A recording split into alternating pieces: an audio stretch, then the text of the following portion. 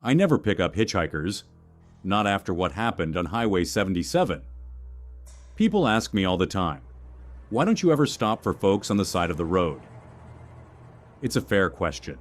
Truckers like me, we see stranded people all the time. Broken down cars, tired travelers with thumbs out, old folks whose vehicles have overheated under the scorching sun. But I don't stop. I keep rolling, eyes forward, hands gripping the wheel tight. Because I know what's out there. I know what waits on the side of lonely roads at night. It's been 10 years, but I remember it all like it happened yesterday. The way the rain poured so hard it blurred the lines on the highway. The eerie silence of the road, where my tires were the only sound for miles. And most of all, I remember her, standing alone in the rain, dressed in white, waiting. I should have kept driving. I should have never stopped. But I did, and I've regretted it ever since. It was past midnight when I found myself on a deserted stretch of Highway 77, somewhere deep in Texas. The road stretched on for miles, endless and empty, cutting through vast open fields that looked like they hadn't seen human life in years. No streetlights, no buildings, no road signs, just darkness, pressing in from all sides. The rain had been falling for hours, drumming against my windshield in an almost hypnotic rhythm. The wipers moved back and forth, barely keeping up with the downpour. I was exhausted, my eyes heavy, my grip on the wheel tightening every few minutes just to keep myself alert. That's when I saw her, a figure, standing on the shoulder of the road. At first, she was just a shadow, barely visible through the rain. But as my headlights swept over her, I got a better look. A young woman standing completely still, staring straight ahead.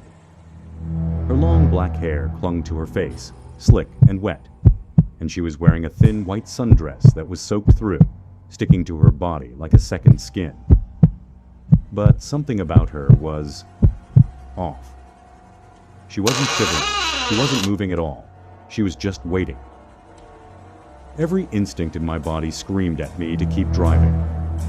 I'd been on the road long enough to hear the stories about hitchhikers who weren't really there, about people who got into your car and vanished mid-ride, about roadside apparitions that lured you off course and into the unknown.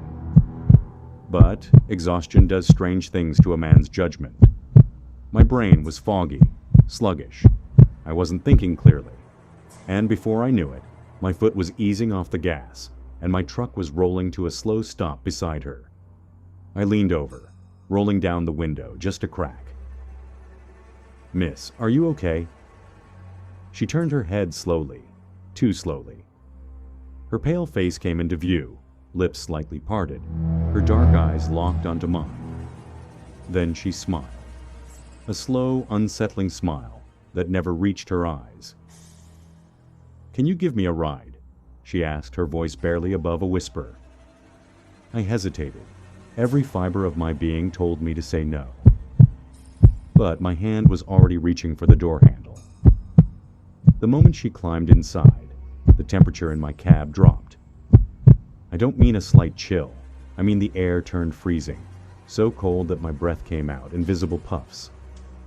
My truck's heater had been running all night, keeping the cab warm and toasty. But now?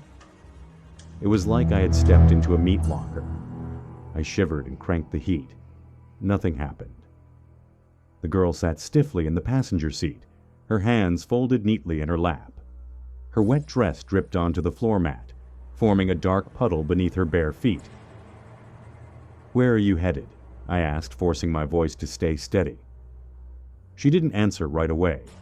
She just stared out the windshield, watching the rain. Then, in that same flat, whispery tone, she said, "Home." I swallowed. Something about the way she said it made my stomach twist. "All right," I muttered, my fingers tightening on the wheel. "Where's home?" She didn't answer. Instead, she lifted a hand and tucked a wet strand of hair behind her ear. That's when I saw it. The wound. A jagged blackened gash running down the side of her neck, disappearing beneath her dress. The skin around it was charred, like it had been burned from the inside out. I felt my pulse spike. My throat went dry. "Got family waiting for you?" I asked carefully. She was silent for a long time. The only sound was the rain pounding against the windshield. Then she whispered, "They're all dead."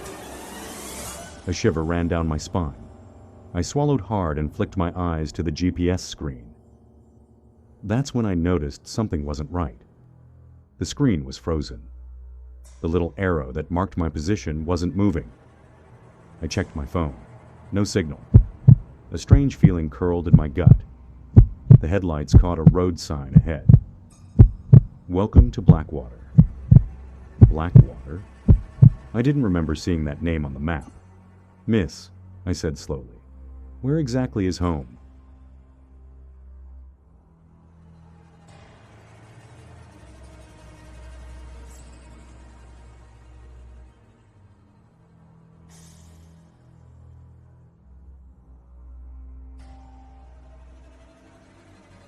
She turned her head to face me, and this time, when she smiled, I saw her teeth. Too sharp. Too many. "You'll see," she whispered. My stomach lurched. I slammed the brakes. The truck screeched to a stop. My hands shook as I threw it into park. "I think this is where you get out," I said, my voice barely above a growl. She didn't move. She just stared at me. Then she whispered, "You don't get to choose." The lights in my truck flickered. The radio screeched with static. And then she was gone. I sat there frozen, my heart pounding so hard I could hear it in my ears. The passenger seat was empty. The only sign she had ever been there was the dark puddle of water on the floor mat. I threw the truck into gear and gunned it, speeding down the highway. I didn't stop until I reached a gas station an hour later. The attendant was an old man with tired eyes. "You all right, son?" he asked, eyeing me carefully. I licked my dry lips. "You ever heard of Blackwater?" His face paled. "You took Highway 77, didn't you?" I nodded. The old man sighed, rubbing his face. "Son, Blackwater burned down 30 years ago. Ain't nothing there now but ashes and ghosts." I felt a chill crawl up my spine. Slowly, I turned to look at my truck, at the wet footprints leading away from the passenger door. And when I looked in my rear-view mirror, I saw her, standing at the edge of the gas station lot, dripping wet, smiling.